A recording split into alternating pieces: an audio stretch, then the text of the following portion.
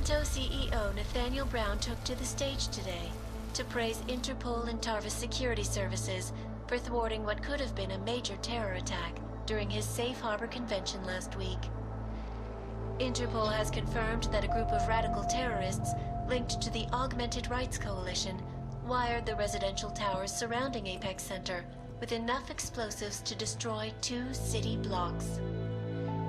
As shocking as that fact turns out to be, Brown had only this controversial opinion to give. We must not make rash decisions based on fear, nor should we allow a vocal minority to dictate our future.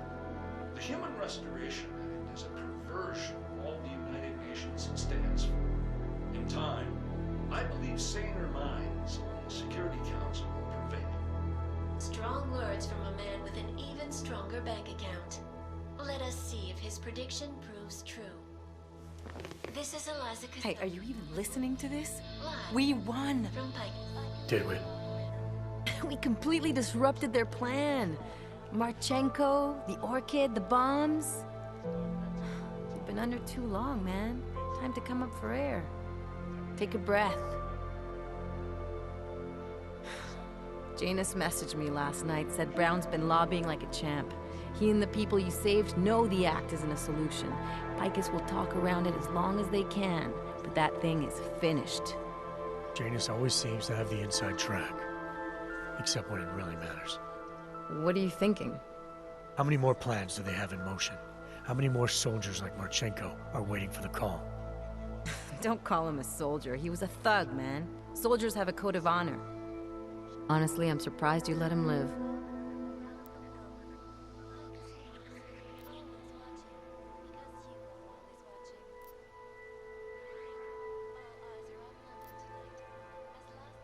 No offense, Alex, but you weren't there in my place. Hey man, none taken. Regardless, we want the men behind him. Behind the Human Restoration Act. The ones still out there in the shadows. It's time for me to start pulling them into the light. Well, now we got names. Manderley and Page. The collective won't stop until we bring these guys down. Yeah? Well, there's one more name I want to put a face to. Janus. So that's what you've been chewing on. Look, I'll try, Adam, but I already told you, he doesn't like meetings that aren't on his terms. Then give him a choice. Either he sets up a meeting, face to face, or I find him myself. I think it's high time we met the man behind the mask, Alex. Don't you? Criminals may have achieved the impossible in Prague last week. A break-in at the most secure data archiving facility in the world. According to rumors circulating the internet, forensic computer experts were invited to examine the Palisade Property Bank's lava wall defenses after one of its account holders reported an unusual data retrieval delay. No word yet on which account holder filed the report, or what information, if any, was accessed.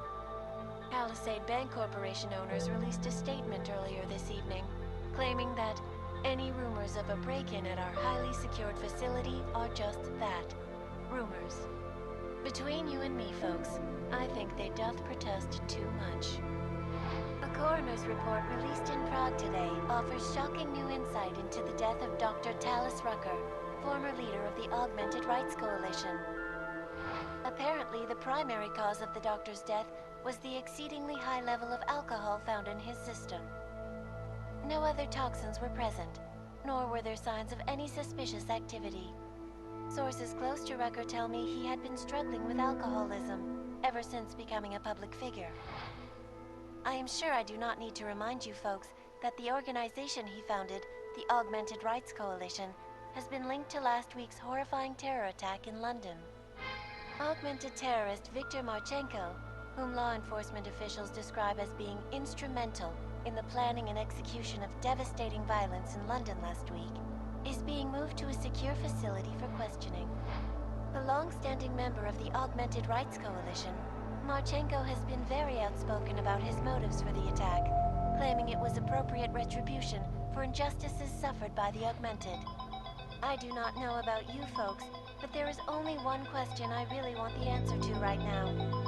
When will the United Nations pass the Human Restoration Act so that dangerous killers like Marchenko can no longer terrorize us. It seems not so long ago that Dr. Tallis Rucker was on this very program, trying to convince all of us that his Augmented Rights Coalition was a non-violent organization. Today, of course, we are all a little bit wiser. It did not take long for ARC to reveal its true colors once Dr. Rucker was dead. Since last week's attack, the United Nations has officially labeled ARC a terrorist organization. As we speak, brave state police officers in the Czech Republic are raiding ARC-controlled compounds inside the Epilogue complex. Here is an example of the defiance they are encountering. This is where you have it all wrong. Wrong. ARC was framed. You people, you don't see, you don't realize that Viktor Marchenko was not ARC. He was trying to kill ARC, kill the cause. But he has failed. We are strong, we are innocent, and we will not be used as pawns by rich, scared men who want to make us less than human. I am sorry, young man, but methinks thou doth protest too much.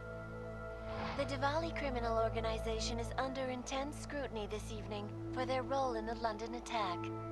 Evidence uncovered by Interpol indicates that high-ranking members of the chapter in Prague supplied weapons and logistical support to ARC terrorists. Among those being sought for questioning is Radic Nikoladze, leader of the Diwali's Prague chapter. Sources close to the man tell me, however, that Nikoladze has gone off the grid, and it is unlikely he will ever be found. An indication of guilt, perhaps? Join the online discussion and let us know what you think. News out of Paris today, where a sharp rise in illegal underground publications may have links to a prison escape recently orchestrated in Prague.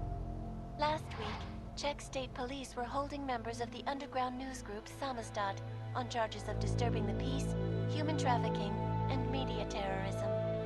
The radicals escaped their holding cell, however, and are believed to have subsequently made their way deeper into Western Europe.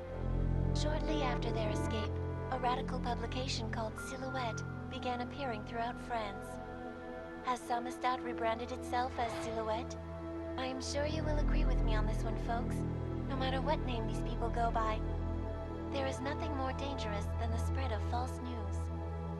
Turning our attention now to a more colorful story. A recent incident inside an illegal underground drug laboratory has led authorities to the heart of Prague's Neon operation. According to sources familiar with the new drug, the dangers of Neon had more to do with illegal distribution methods and criminal ties than with consuming the drug itself. Make no mistake, folks, Neon is illegal, and the dismantling of this laboratory is good news for everyone. However, some government officials have hinted to me that the drug may have therapeutic benefits, and if so, a government-approved version of Neon could be made available to the public eventually. Further testing will be required,